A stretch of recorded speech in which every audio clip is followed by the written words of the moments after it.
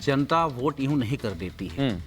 आज यदि राहुल जी हैं या केजरीवाल जी हैं या इंडिया गठबंधन के जितने भी लीडर्स हैं, वो यदि कहें कि मैं बिहार के नेता जो भी डील कर रहे हैं, वो यदि जाकर के जनता से कहे कि मैं 40 की 40 सीटें मैं जीत रहा हूँ, वो कहेंगे, उनका काम है। जनता का काम है निर्णय देना, और ये 4 जून को मालूम पड़ेगा कि किसके खाते में कितने वोट हैं। लेकिन मैं एक बात सवाल उठाना चाहता हूँ। साजिया जी ने जब बड़े बड़े आरोप लगाए दिल्ली सरकार के ऊपर, दिल्ली सरकार में इन्होंने लाइन लगा दिया घोटाले की, दिल्ली सरकार ने ये घोटाला कर दिया, वो घोटाला कर दिया, वो घोटाला कर दिया, सारे घोटाला कर दिए। उसके बावजूद भी दिल्ली की जनता को उनके सारे हक अरविंद केजरीवाल ने देने का काम किया। केंद्र सरकार में एक ईमानदार सरकार है, केंद्र की आपकी, नरेंद्र मोदी जी एक ईमानदार प्रधानमंत्री हैं, और मैं सम्मान के साथ पूछना चाहता हूं कि 57,000 करोड़ रुपया से 205 लाख करोड़ रुपया देश पे खर्च, महंगाई का बोझ, बेरोजगारी का बोझ, शिक्षा पे कोई काम नहीं, स्वास्थ्य पे कोई काम नहीं, ये क्यों घोटाले कहाँ हुए? ये पैसे कहाँ जा रहे हैं? अच्छा। वो जो पैसे खर्च कहाँ किए जा रहे हैं? देश के ऊपर कर्ज पे कर्ज कैसे लोग? देखिए, मैं सारिका जी के पास जाऊं। आपने सवाल किया, देखिए सवाल किया, जवाब तुरंत ममता जी कहना चाह रही है। सवाल पूछिएगा, ये जो खेल है ना, ये जो आपका खेल है, शुरू कर दूं मैं? नहीं, सुन लीजिए। देखिए, दो लोग जवाब दे रहे हैं। संजय जी 1 मिनट सुनिए तो। ममता जी पहले, उसके बाद शाजिया जी आप। शाजिया जी 1 सेकंड, 1 मिनट। सर आपने आरोप लगाया, सुनिए तो, बड़े आरोप है, गंभीर आरोप है आपके, सुन लेता हूं जवाब।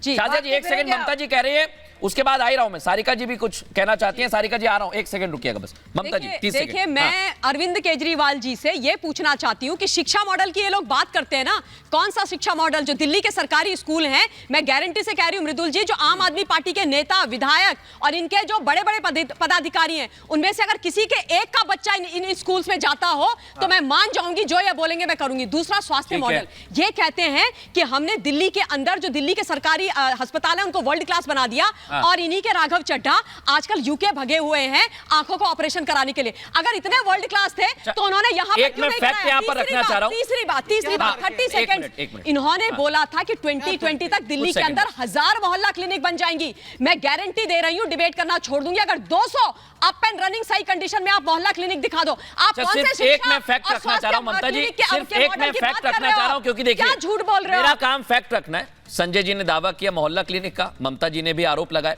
लेकिन मैं एक फैक्ट रखना चाह रहा हूं। आप ही की पार्टी के एक बड़े नेता, उनको दूसरी पार्टी जो दक्षिण में सरकार है, उनके एक बड़े मंत्री यहां पर आते हैं और वो मोहल्ला क्लिनिक को लेकर कहते हैं कि ये मॉडल फेल है। ये मेरे आरोप नहीं है संजय जी, आप बेहतर जानते हैं, तो फिर किसको हम सच माने? नहीं, देखिए, मैं ये 1000 मोहल्ला क्लिनिक की बात बोली थी।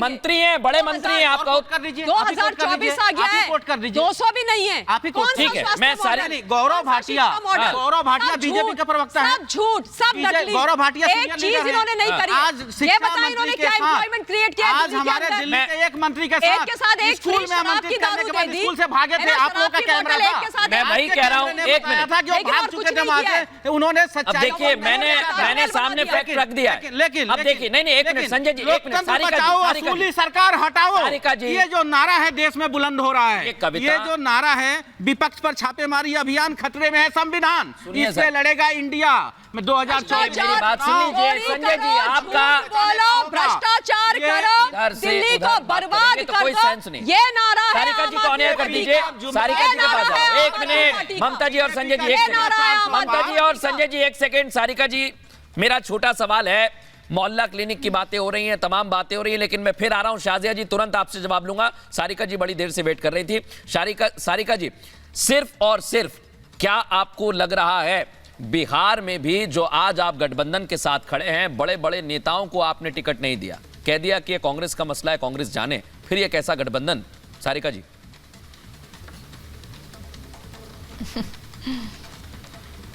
नहीं मृदुल जी, हमारी गठबंधन में जो भी दलें थी उनको सीटों का बंटवारा हुआ, और वो अपने अपने दलों की वो निर्णय होते हैं कि वो किन प्रत्याशियों को वो टिकट देंगे, और मुझे नहीं लगता है कि इन विषय पे हमें बात करने की आवश्यकता है। और ये तो हर दल में होता है, चाहे वो इंडिया गठबंधन हो या एनडीए गठबंधन हो।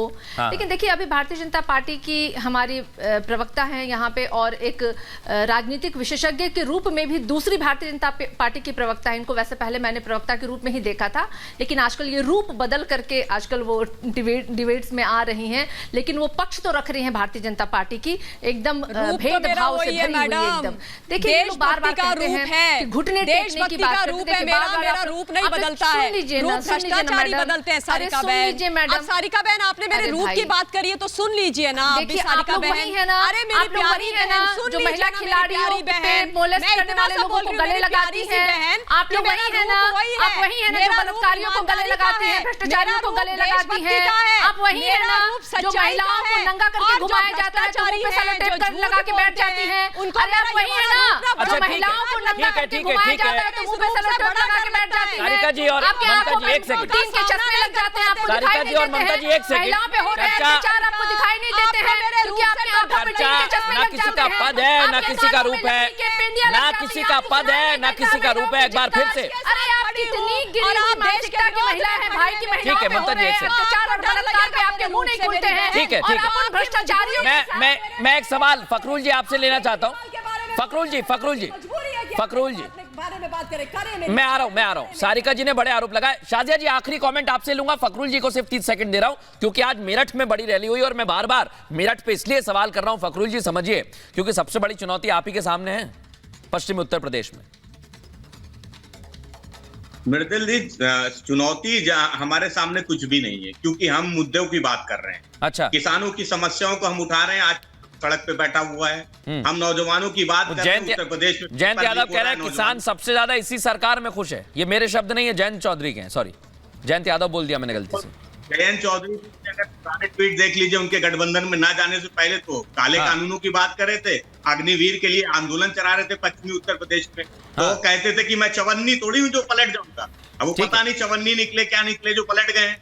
आज उनकी भाषा बदल गई है। तो जो गरीबों के साथ अत्याचार, मैं शाजिया जी आपके पास आ रहा हूं, लेकिन एक बड़ी खबर आ रही है इस बीच, दर्शकों को बता दूं, बीजेपी का